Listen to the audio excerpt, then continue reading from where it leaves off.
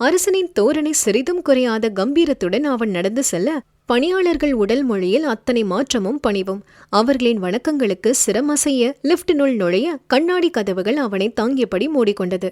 அபூர்வனின் தளமான 3ஆம் தளத்திற்கு தானியங்கி இயந்திரம் மேலே உயர செல்லும் பொழுதே கண்ணாடி கதவனோடே தெரிந்த தன் ஆளுயிரு புகைப்படத்தை பார்த்தான் அவன்.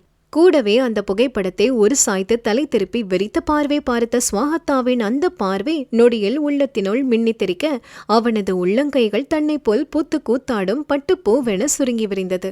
அங்கிருந்து தன் அறைக்குள் செல்லும் முன் அத்தனை முறை திரும்பி பார்த்து விட்டான் அந்த புகைப்படத்தை. என்ன நினைத்திருப்பாள்? என்ன தோன்றியிருக்கும்?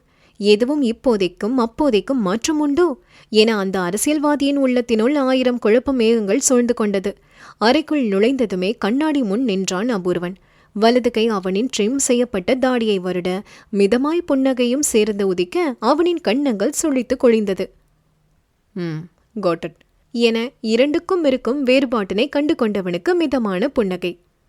இந்த ஸ்மைல் இல்ல என சொல்லிக்கொண்டே தன் கண்ணம் தடவியவன் தலையை குலுக்கி அந்த நினைவினை அவன் உணரும் அந்த சுகத்தினை விரட்ட முயன்றான்.